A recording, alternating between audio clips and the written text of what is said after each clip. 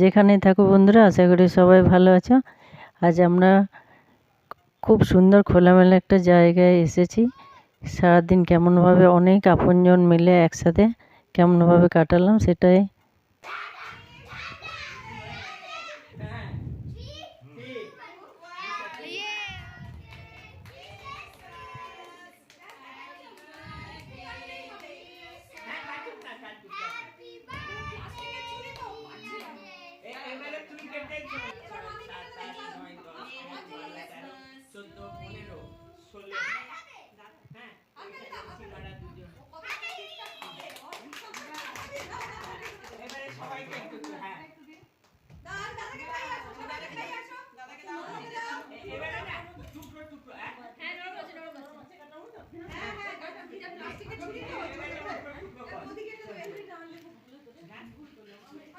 বাড়ির তৈরি একটা কেক সবাইকে এত এত খুশি দিতে পারে ভাবা যায় না।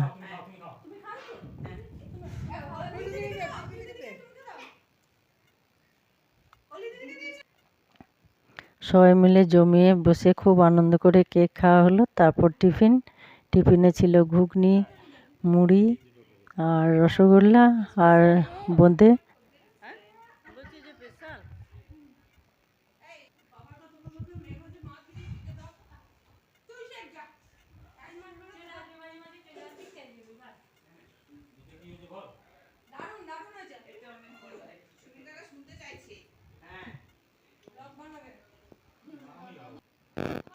চিত্তরঞ্জন থেকে এসছে দাদার পরিবারের, দাদার ছেলে মেয়ে, দিদি। দাদা আর আমাদের মাঝে এখন নেই। আর আসানসোল থেকে এসছে দিদি আর তার পরিবারের সদস্যরা। সবাই মিলে একসাথে বেশ 25-30 জন মতো জমা হয়েছে। আজ এখানে একটা পার্টির আয়োজন। এরপর টিফিন কেক সব সারার পর সব ছেলেরা একটু খেলছে আর দিদি এক পাক ঘুরে আসলো। এটা দিদির বাবার বাড়ি।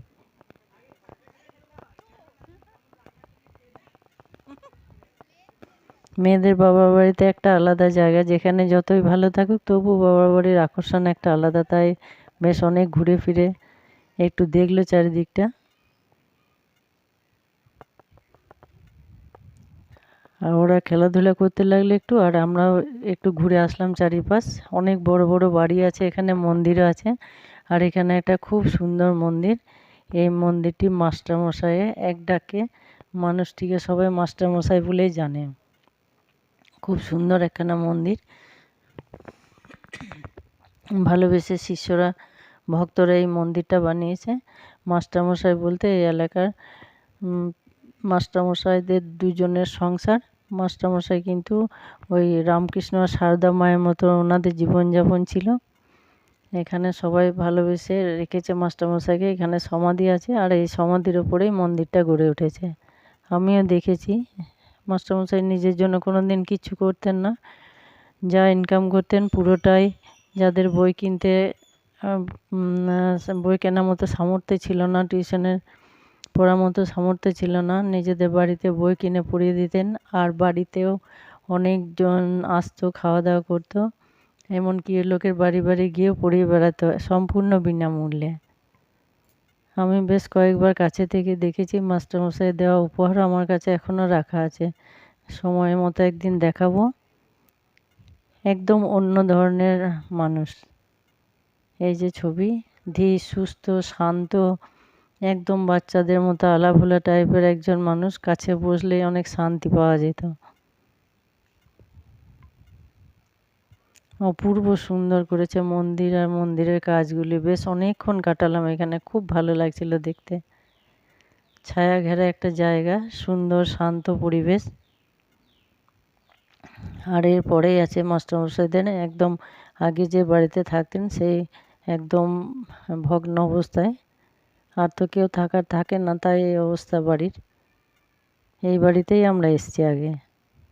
এরপর বেশ কিছুক্ষণ ঘোরাফেরার পরে, বেশ অনেকক্ষণ ঘুরলাম আমরা। তারপরে এখানে দেখছি দিদি করছে তদারকি, আর খাওয়া দাওয়া শুরু হয়েছে।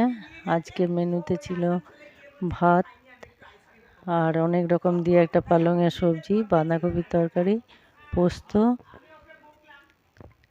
আর চিকেন, মটন আর একদম ছোট্ট ছোট্ট, মানে যেটা চারা পোনা বলা হয়, ওখানে সবাই বড় মাছ খায়, খেতে ভালোবাসে, তাই চারাপোনা।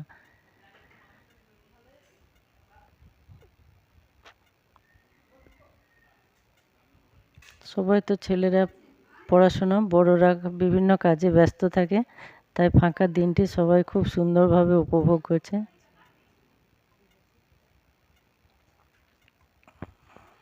রান্নার জায়গাটা একটু ঘুরে ফুরে দেখলাম, বেশ অনেক অনেক বড় জায়গা। এই জায়গাটা দেখাশোনার জন্য দিদি তো অনেক লোকজন নিয়ে থাকতে ভালোবাসে। এখানে এক দুজন আছে, ওরাই বাড়িটা দেখাশোনা করে রাখে।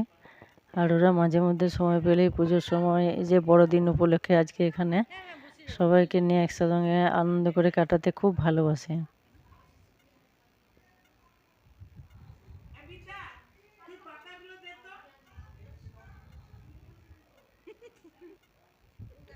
হ্যাঁ দেখো, মেয়ে খেয়েছে, কিন্তু খাওয়ার পরে মায়ের সাথে একটু খাবে ছোট্ট মাছ, কিন্তু ভয় করছে যে কাঁটাও আছে, তাই ভালো করে দেখছে যে কাঁটা আছে কিনা। এই যে দাদা দাদা বলছি, ওটা হচ্ছে আমাদের চিত্তরঞ্জনে যে থাকে, তার মেয়ে, তার 2 মেয়ে এসছে, তাদের ছেলে মেয়ে এসছে, আর বৌমা এসছে, আর দিদিও এসছে। এইটি হচ্ছে বড়োর পরের মেয়ে। আর দিদি যাকে বলছি, দিদি দিদি বলছি অনেকক্ষণ ধরে, ওটি হচ্ছে আমাদের ননদ দিদি, কিন্তু আমাদের একদম মায়ের মতো, আমাদের অভিভাবক। সবাইকে নিয়ে একসঙ্গে কাটাতে খুব ভালোবাসে, কিন্তু মাঝে মাঝে যখন খুব ভোল্টেজ বেড়ে যায় তখন সবাই ছ্যাঁকা খায়, তাতে ছেলে মেয়ে আর বউ, কেউ বাদ পড়ে না, মেয়ে জামাই ভাই বোন সবাই। আবার ঠান্ডা হয়ে যায়, সবাইকে অনেক বকাঝকা করে, আবার আদরও করে। এবার পুরো বাড়িটার এবার ঘুরে দেখে নিলাম খাওয়ার পর। এই যে গুটোপাটি আর জিনিসপত্র গোছানো রাখা, এটা একটা বিরাট ব্যাপার। এরপর যাওয়ার পালা, খাওয়ার পরে বেশ হজমলা ছিল, সেগুলো পরিবেশন হলো। আর এখানে আছে কিছু কদবেল আর কিছু কাঁচা কলা। খুব সামান্য সামান্য জিনিস এগুলো ছিল, আমাদের বাড়ির গাছে কলার ফুল, আর সেগুলো আনন্দ করে ওরা খুব ভাগ করছে। বাবার বাড়ির জিনিস তো আলাদা, যাকে আমরা ভালোবাসি তাদের কাছ থেকে সামান্য জিনিস পেলেও অনেক সময় মনে হয় অনেক অনেক দামি জিনিস, আর খুব ভালো লাগে। এরপরে ওরা বললো যে আমরা একটু যাব ওই মামা ভাগ্নে পাথর দেখতে পাহাড়েশ্বরে, তাই সবাই সাজগোজ করে বেরিয়ে পড়লো। আর এখানে বিশাল জায়গা, ওরা সারা বছর চিত্তরঞ্জন আসানসোল বেশ একটু ঘরের মধ্যে থাকে, স্কুল কলেজ পড়াশোনা নিয়ে ব্যস্ত, তাই ওরা একটু খোলামেলাতে ঘুরছে। আর এখানে গাড়ির জন্য একটা বিশাল খামার জায়গা। আমরা আগে এসেছি, কিন্তু এত ঘুরে ঘুরে দেখা হয় না, তাই আমরাও একটু ঘুরে দেখে নিলাম। বেশ অনেকটা অনেকটা বড় জায়গা, এখানে কিছু সবজি চাষ করেছে।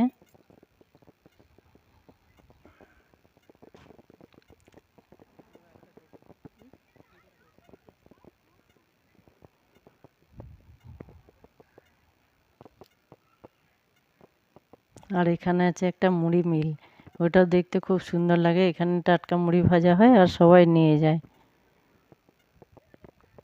কত সুন্দর সবজি, হনুমানের হাত থেকে বাঁচিয়ে সবজিগুলো খুব ভালো রেখেছে, দেখতে ভালো লাগছে খুব। এরপর ওরা রওনা দিল সবাই। আর যেতে যেতে খোলা জায়গায় গাড়ি থামিয়ে থামিয়ে বিভিন্ন জায়গায় ছবি তুলছে। যে মা মেয়ে মনেই হচ্ছে না দেখে, একদম 2 বোন লাগছে। যেখানে ভালো লাগছে, বাঁশবাগান বাগান যেখানেই আছে, সবাই দাঁড়াচ্ছে আর একটু করে ছবি তুলছে। এবার বলতে বলতে চলে এসছে পাহাড়েশ্বরে।